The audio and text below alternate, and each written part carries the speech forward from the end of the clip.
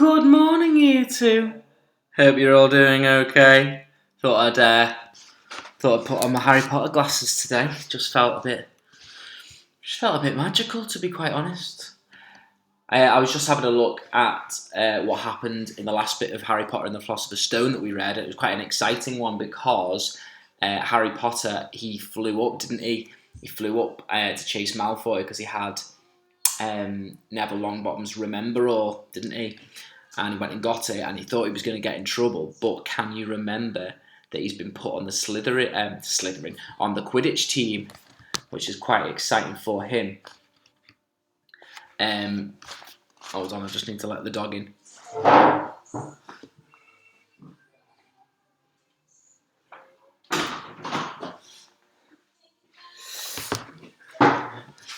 And the last thing that Professor McGonagall said to him was, "Your father would have been proud," she said.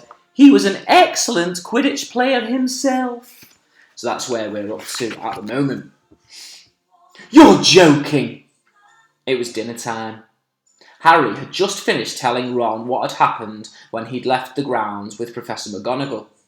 Ron had a piece of steak and kidney pie halfway to his mouth, but he'd forgotten all about it.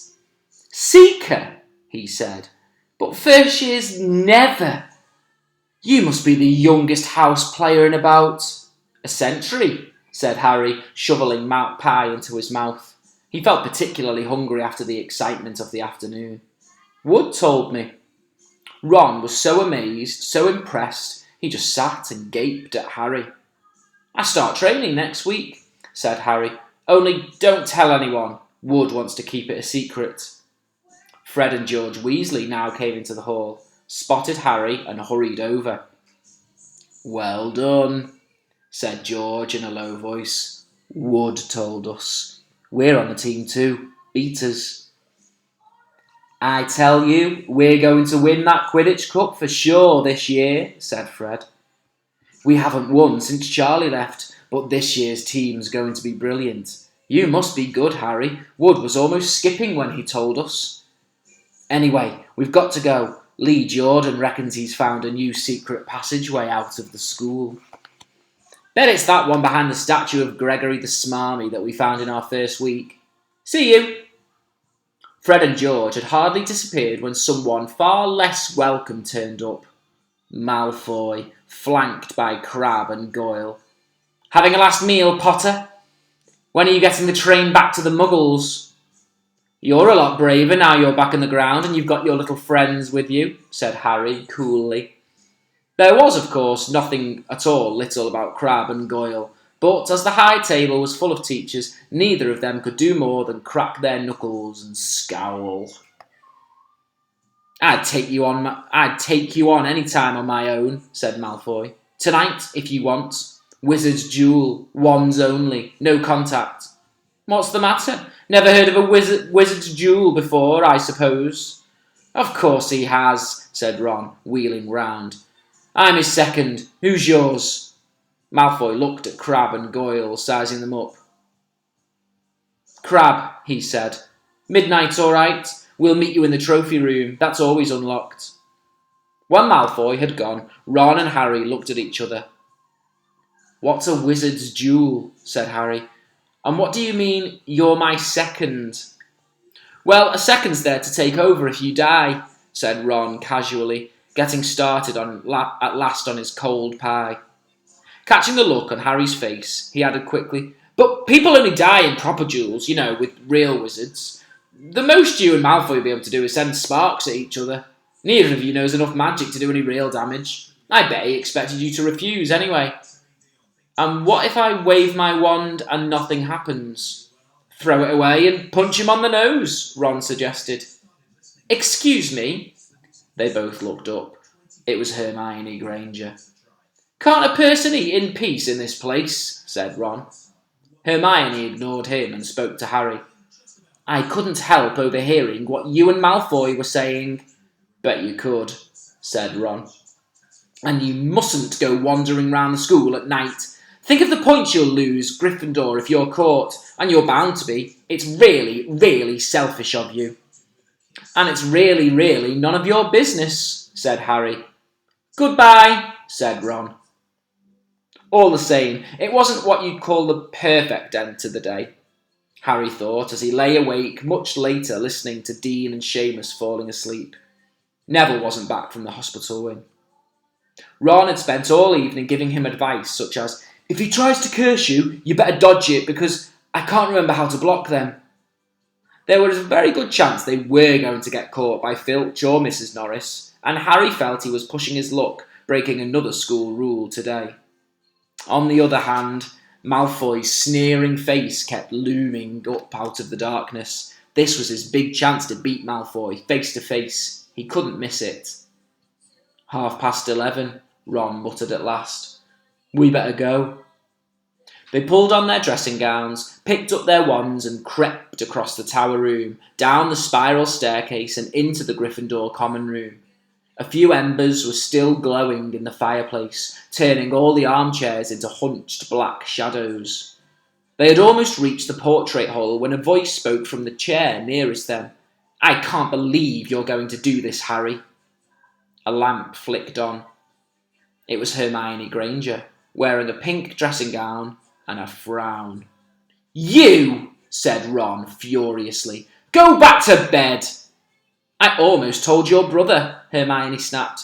Percy, he's a prefect. He'd put a stop to this. Harry couldn't believe anybody could be so interfering. Come on, he said to Ron. He pushed open the portrait of the fat lady and climbed through the hole. Hermione wasn't going to give up that easily. She followed Ron through the portrait hole, hissing at them like an angry goose. Don't you care about Gryffindor? Do you only care about yourselves? I don't want Slytherin to win the House Cup, and you'll lose all the points I get from Professor McGonagall for knowing about the switching spells. Go away. All right, but I warned you. You just remember what I said when you're on the train home tomorrow. You're so... But what they were, they didn't find out. Hermione had turned to the portrait of the fat lady to get back inside and found herself facing an empty painting. The fat lady had gone on a nighttime visit, and Hermione was locked out of the Gryffindor Tower. Now what am I going to do? She asked shrilly. That's your problem, said Ron. We've got to go. We're going to be late. They hadn't even reached the end of the corridor when Hermione caught up with them. I'm coming with you, she said. You are not. Do you think I'm going to stand out here and wait for Filch to catch me? If he finds all three of us, I'll tell him the truth, that I was trying to stop you and you can back me up. You've got some nerve, said Ron loudly. Shut up, both of you, said Harry sharply. I heard something. It was a sort of snuffling. Mrs. Norris, breathed Ron, squinting through the dark. It wasn't Mrs. Norris. It was Neville. He was curled up on the floor, fast asleep, but jerked suddenly awake as they crept nearer. Thank goodness you found me. I've been out here for hours. I couldn't remember the password to get into bed. Keep your voice down, Neville. The password's pig snout, but it won't help you now. The fat lady's gone off somewhere. How's your arm? Said Harry. Fine, said Neville, showing them. Madame Pomfrey mended it in about a minute. Good. Well, look, Neville, we've got to be somewhere. We'll see you later. Don't leave me, said Neville, scrambling to his feet. I don't want to stay here alone. The bloody Baron's been past twice already. Ron looked at his watch and glared furiously at Hermione and Neville. If either of you get us caught, I'll never rest until I've learnt that curse of the bogies Quirrell told us about and use it on you. Hermione opened her mouth, perhaps to tell Ron exactly how to use the curse of the bogies, but Harry hissed at her to be quiet and beckoned them all forwards. They flitted along the corridors, striped with bars of moonlight from the high windows. At every turn, Harry expected to run into Filch or Mrs. Norris, but they were lucky. They sped up a staircase to the third floor and tiptoed towards the trophy room. Malfoy and Crabbe weren't there yet. The crystal trophy cases glimmered where the moonlight caught them. Cups, shields, plates and statues winked silver and gold in the darkness. They edged the walls, keeping their eyes on the doors at either end of the room. Harry took out his wand in case Malfoy leapt in and started at once. The minutes crept by. "He's late. Maybe he's chickened out," Ron whispered. Then a noise in the next room made them jump. Harry had only just raised his wand when they heard someone speak. And it wasn't Malfoy.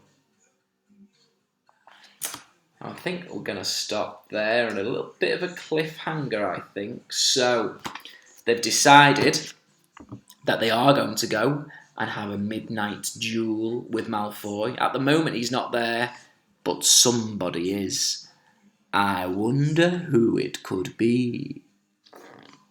See you later, Year 2.